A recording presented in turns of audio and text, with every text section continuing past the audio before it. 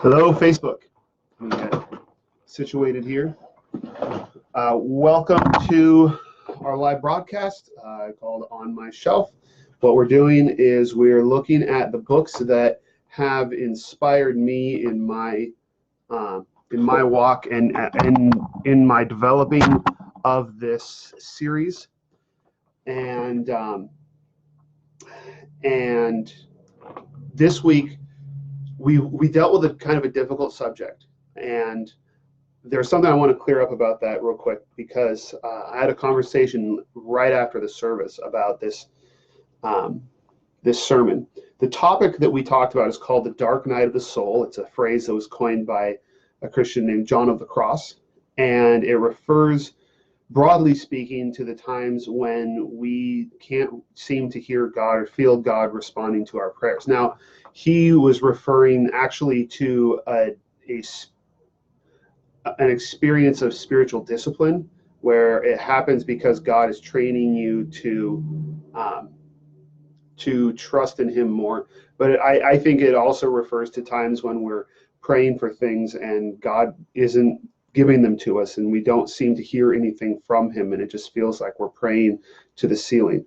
And something I want to clarify is that I don't believe that this is all that the Christian life is by any means. That's why this was one out of a series of sermons.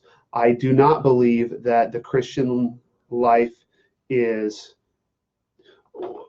I don't believe that Christianity is only about eternity. I don't believe that we give up on this world and we just wait for a better world to happen. And so I would hate for anyone to think, based on this sermon, that I'm saying that the Christian life is just all about living in the nighttime, living in this dark soul of the night, and it's never day. That's not at all what I believe. I believe that the gospel changes the here and now. And I believe that that's what Jesus talked about, that the kingdom of heaven is coming here. At the same time, I believe that we experience periods of darkness. And that's what this is about. This is about those periods of time, which for some people are very short. For some people, they can be rather long, when we feel like God just isn't bringing us, isn't responding to our prayers. And I think one of the ways that our perspective in America gets skewed is the fact that a lot of us, we live very comfortable lives. And so the things that we're praying for in the grand scheme of things, they're not huge. I mean, we're praying about, well, that's not the way I want to say that, but there are really bad experiences that Christians go through around the world on a different level from what we're talking about here, what we often talk about in our own lives. And so I think it's important to remember to keep in mind the full experience of the church and what people go through, and to recognize that there are times when we will not, when being a Christian won't be fun, and when it won't feel like God is just responding to our prayers the way we would like him to. And we have to be able to deal with that, because being a Christian doesn't guarantee that your life will always go well or go easily. But your life will be better. Your life will be more meaningful if you are following Christ. And I think making that shift in perspective, from that first world perspective, is one of the reasons why I recommend this next book.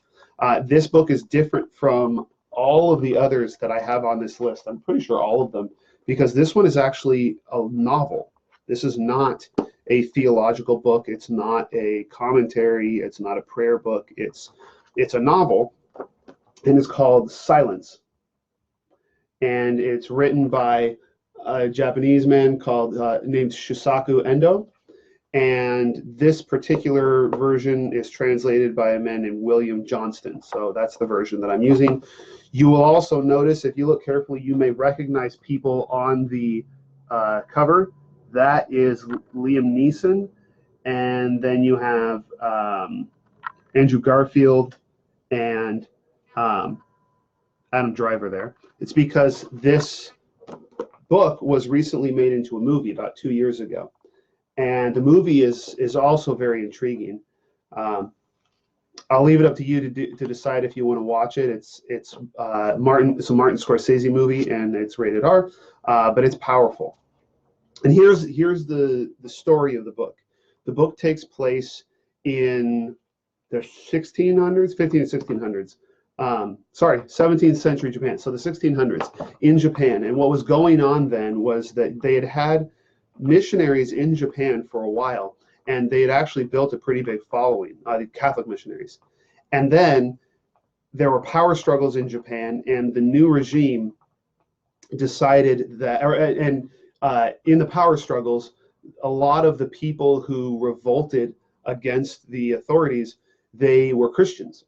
They were Japanese Christians. And so the authorities, when they put down the revolts, they decided that Christianity was partly to blame, and that the Western nations were using Christianity to try and destabilize Japan. And so they made Christianity illegal. And it was a gradual process where they were a persecution, but eventually it became very severe. And in the book, what's happened is there's a priest who was in charge of the mission in Japan, and named Guerrero, and he has they get word that he actually apostatized. It means he renounced his faith, and he abandoned Christ. And so these two priests decide that they have to go and find out what really happened, because this man Guerrero was their teacher. And so the novel is the story of these two priests going to Japan and looking for this man. And actually most of it is their work. They when they arrive there, they actually connect with the underground church, and they serve in the churches there, and they minister to the people. And eventually, and this is an important part of the story, they get captured and they deal with the persecution. And that's where this book gets hard, because this book deals with the really severe persecutions that were going on at the time. And there are descriptions of the persecution here, and there's depictions of the persecution in the movie. The movie isn't super gory, but it's definitely adult. I mean, people get their heads cut off, and things like that, which is true, and it was kind of brutal. But the book, the way the movie climaxes and the way the story ends is very, very challenging and controversial, and it forces you to think and to wrestle. And if you're like me, you walk away from this book or the movie just gnawing on that story and trying to figure out, did they do the right thing? Was this, how should this have, and it's not a movie where you celebrate the ending. It's a movie where you chew on it, where you think about it. It's very, very challenging. But that's all I'll say about how it ends. The reason why this book, I'm using this today, is because the title, Silence, it refers to the fact that throughout the book, the main character, he struggles to hear God speak to him. He doesn't, the entire time he's praying, and he is trying to hear from God, and he's trying to understand Jesus. He's trying to understand what Jesus would have him to do, and how he connects with the story of Jesus.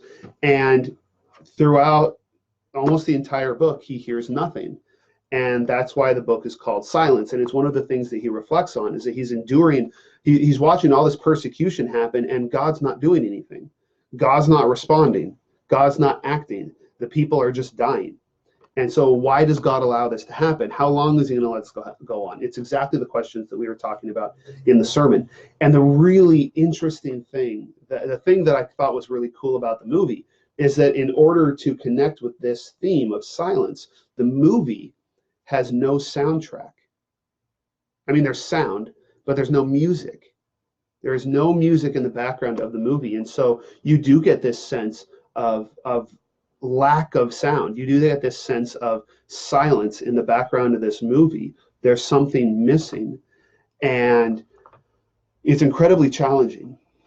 And I think that sometimes it can be really easy for us as Americans to think that the gospel is all about making my life comfortable and making me happy.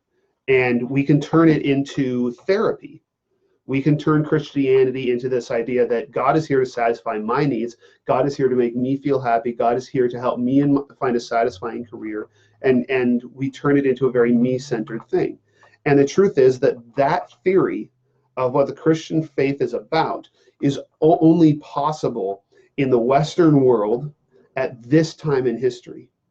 It has never really been possible any other place, any other time, to think that Christianity is about my best life now, or making me happy, or giving me the things that will make me happy. And I think this book reminds us of that, because Jesus didn't just come for people in the first world. He didn't just come for Christians who live in the suburbs. He came to address the needs of people being persecuted, of people being tortured, of people living in extreme poverty. And the gospel has to have answers for people who live their entire lives in poverty, and in their entire lives in suffering. And one of those answers is that God's people are called to address those issues. We're never supposed to be content with the fact that people are spending their entire lives in poverty, and those of us who are not in poverty are called to do what we can to alleviate poverty. At the same time, this gospel has to have a message for people. Or sorry, this is not the gospel. This is a novel. But the gospel has to have a message for people in these situations. And that's why we have to be able to talk about these dark nights of the soul, and the fact that there is injustice in this world. There is suffering in this world. There is loss in this world, and we will experience that. The world will not always go the way we want it to. And for our faith to be real, and for our gospel to be meaningful, it has to be able to speak to those situations. And that's why I love this book, and why it challenges me much. In fact, it's not a super long book. I read this in one day. I had the day off, so it's not like I read it after work. But I read this in one day, and it just, oh man, it really pushed me. So I'll tell you, this will be rough if you read this, and the movie is rough if you watch it.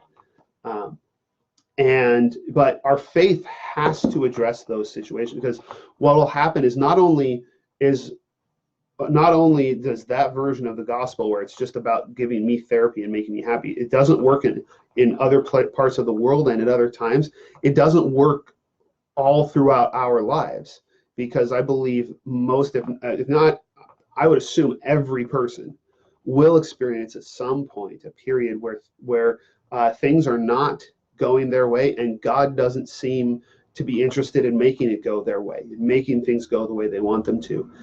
And our faith has to be able to survive that. And I think a lot of us, when we lose the faith, it's because our faith wasn't prepared for those times. And that's one of the reasons why I talked about how memory is so important in our faith, that we have to remember the triumphs. We have to remember the good times. We have to remember, because there will be times for us when we see the gospel triumph.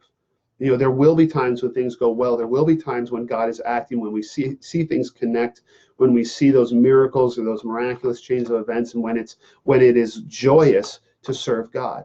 And I believe that those are the moments that are the truest. And so we have to be able to hold on to those moments, and to remember that the hard moments don't disprove God.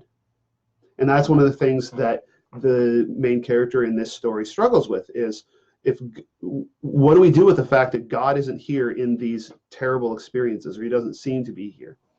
And the truth is, and I think it is part of the conclusion that he reaches, that God is there. That's not giving away the ending, how it goes, but I mean, God is there, but we have to have a gospel that's big enough to understand how he's there. So, Silence by Shusaku Endo, excellent book. I highly recommend it, but it's not a happy-go-lucky book. It's a challenge. So I would add that to your summer reading list. That is my on my shelf episode for the week. This week, I am super excited because convention is coming up. They're getting ready for it right next door. I'm super excited to work right next door to the tabernacle. And so people from the Christian churches all over Oregon will be here this week, and we will be worshiping God and learning how to strengthen his church. And it's going to be great. And that will go from Tuesday to Sunday. And our next sermon the next sermon this Sunday will be at the convention. Hopefully that will be recorded. We'll be able to put that up. I'm not sure when we will be able to put it up, but that will be coming. What that means, the reason why I'm getting into all this now, is that I don't think there will be one of these broadcasts next week unless I decide I want to do something from Illinois, because I'll be on vacation, but I don't think so. So I wouldn't expect one this next week. And then the week after that, we will be back, and we will be in the next phase of our series on growing, on how prayer helps us grow. And we will be talking about the biblical Christian form of meditation. So we'll see you in July, and I look forward to seeing you here. Hopefully we'll be able to see you at the convention and at service on Sunday. So thanks so much for tuning in.